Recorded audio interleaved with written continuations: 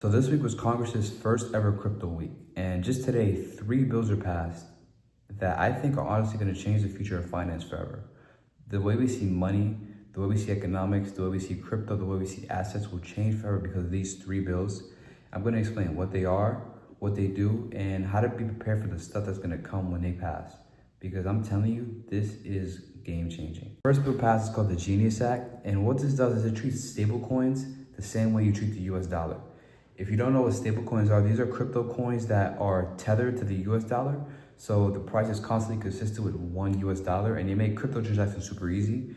And they allow people who want to liquidate their crypto to have something that they can transfer for US dollars.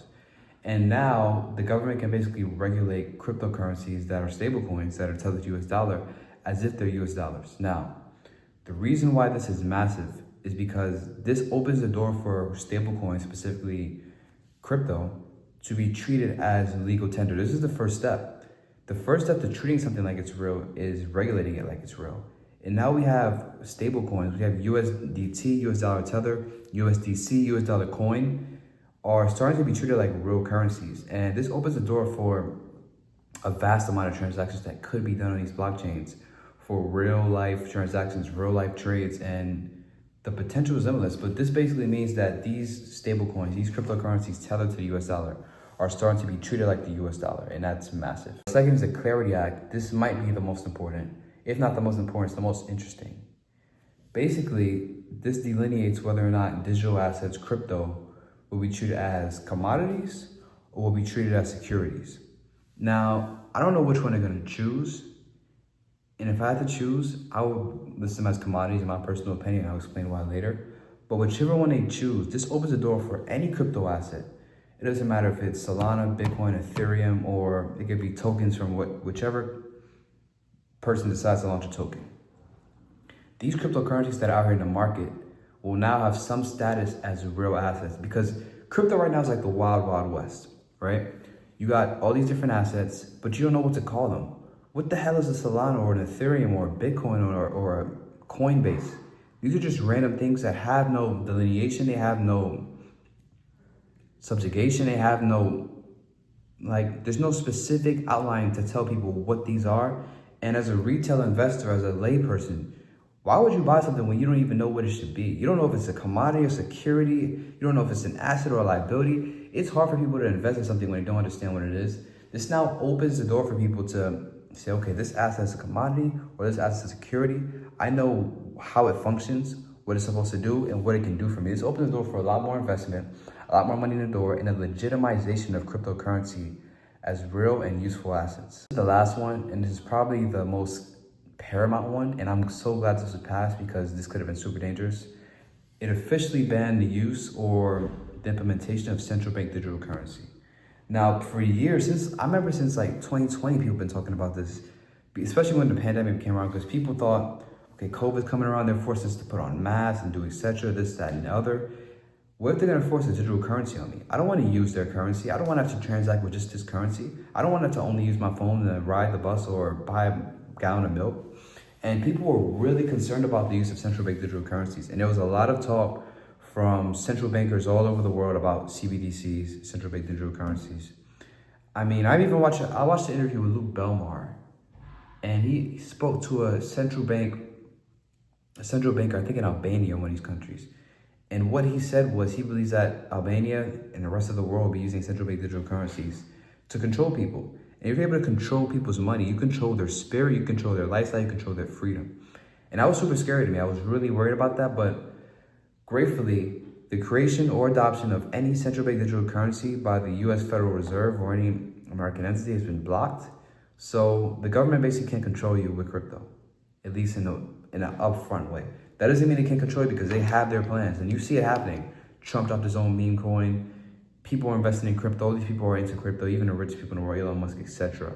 They're into crypto, but there's going to be no central bank digital currency, thank God, and this keeps us safe. But I'm going to explain how to benefit from these things. You know how they work, you see what's going on, but there is a path for you to benefit from the implementation of these bills, these laws, and when you realize this pattern, when you realize this trend where the world is going, you're going to make so much money. The anti-CBDC or central bank digital currency thing basically just imposes that, okay, crypto is going to stay decentralized. The government can't come in and do what they want with crypto. We're going to keep it decentralized. We're going to keep it for the people. And this opens up a massive opportunity for you. You wouldn't pair with these other two bills.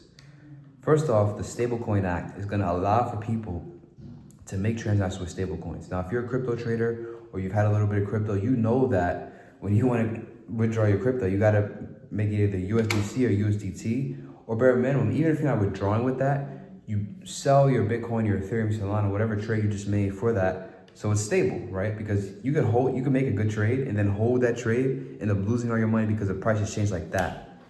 So USDC, USDT, and all these different stable coins are massive. Even Trump's own company, by the way, I forgot. World Liberty Financial, Trump's crypto company, is launching their own stable. They have their own stable coin. So what you're going to see is a lot of people releasing stable coins and a massive adoption of the use of stable coins. And you might go to a fucking store and like gonna be like, do you want to pay in US dollar tether? You're gonna be like, what? Oh wait, that's a stable coin. That's what's gonna start to happen. So the adoption of and the creation of stable coins is gonna massively explode. And this opens the door for the normalization of crypto transactions, right? Because you're trading from crypto to a stable coin to US dollar. Now the thing I'm really intrigued about is the security and commodity statement, because this leads to what I'm going to show you how to make money from. When crypto is, I don't know which they're going to choose. Again, they haven't chosen whether it's going to be commodities or securities. I think it should be commodities, but it could be securities as well. Go either way. But either way, whichever one they choose, this makes like, when I say whichever one they choose, it can vary based on the type of asset as well, which is amazing.